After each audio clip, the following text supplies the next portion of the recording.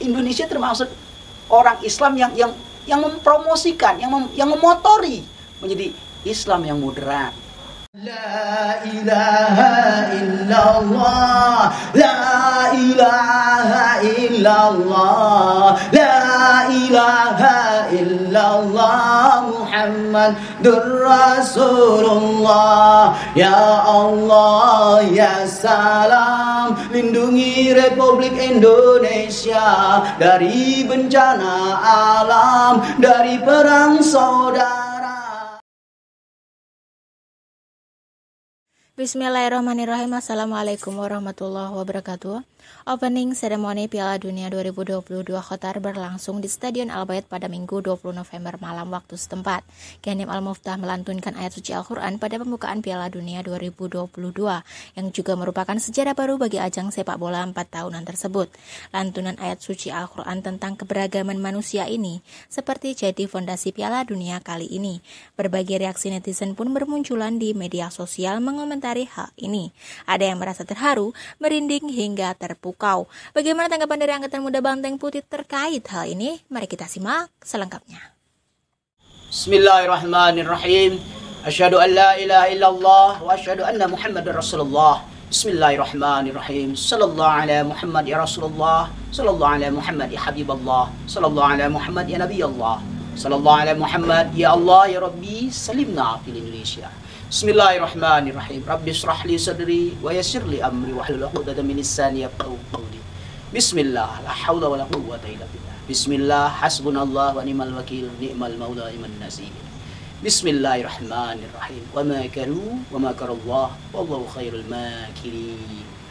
Bismillah, subhanallah walhamdulillah wa la ilaha illallah wallahu akbar. Amma ba'd. Wa ya ibadallah, hayya na'budullah daiman abadan hatta yaumil qiyamah. Wa insyaallah nahnu jamin husnul khatimah. Ibda' bil basmalah. Bismillahirrahmanirrahim. Sallu 'alan nabi sallallahu alaihi Muhammad. Berbicara tentang Piala Dunia persepak bolaan yang sudah tidak asing bagi seluruh umat manusia di muka bumi. Hanya saja event kali ini atau momen kali ini sangat fantastik. Kenapa?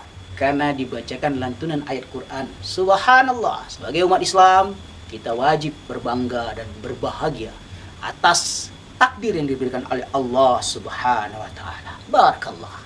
Baik, sebagaimana biasa kami akan bacakan satu atau dua kata atau satu kalimat agar ada sinkronisasinya dengan kita kaji hari ini.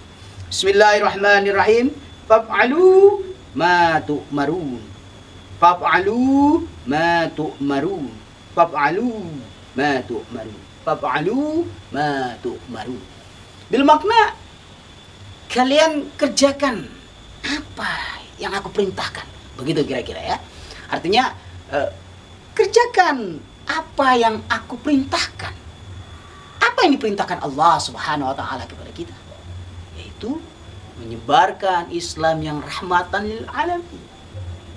Sudah bukan rahasia umum bahwasanya dunia Arab ataupun negara Arab adalah pusat Islam yang kita ketahui bersama.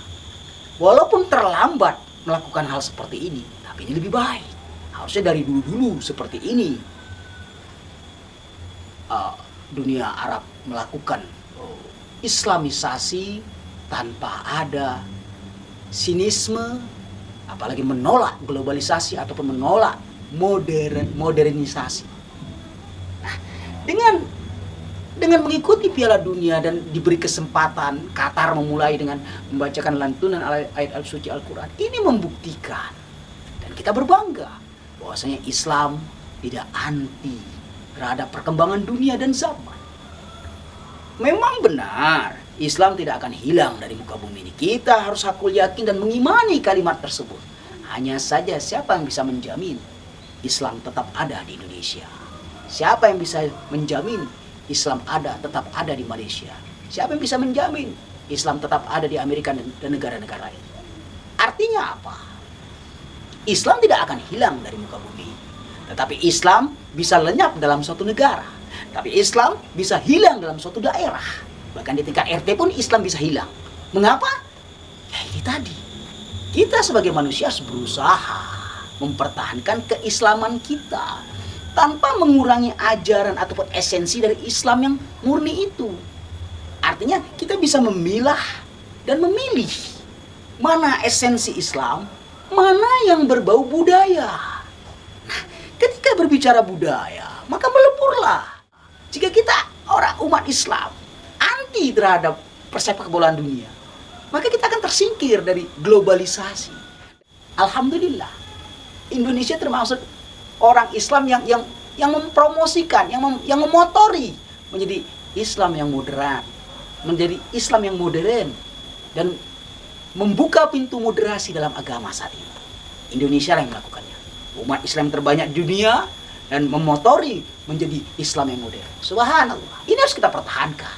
Nah, kembali kepada kata yang mampu memukau seluruh umat manusia. Nah, dengan adanya Qatar melakukan hal seperti tersebut, seperti itu, maka image Islam yang kaku, yang sentimental, yang sedikit sensitif akan hilang dengan sendirinya.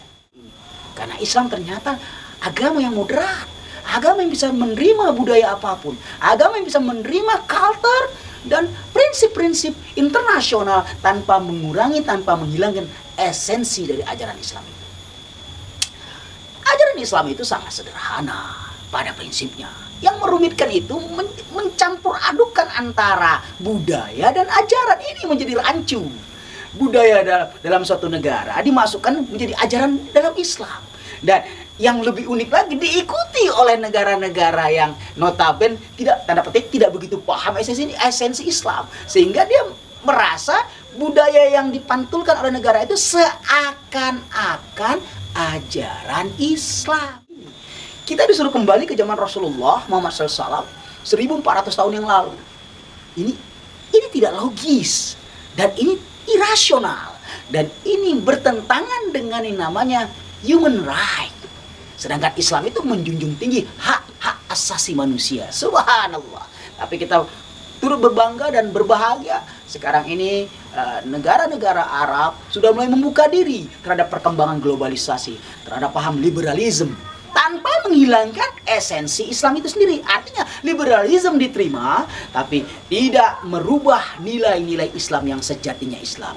Semoga tercerahkan, semoga kita semua, wabil khusus Indonesia, harus berani maju ke depan dengan bendera Islam yang lebih moderat, yang lebih intelektual, yang lebih bisa bertoleransi kepada semua perbedaan dan budaya yang ada di Republik Indonesia, umumnya internasional. Barakallah, walhamdulillahirabbil alamin.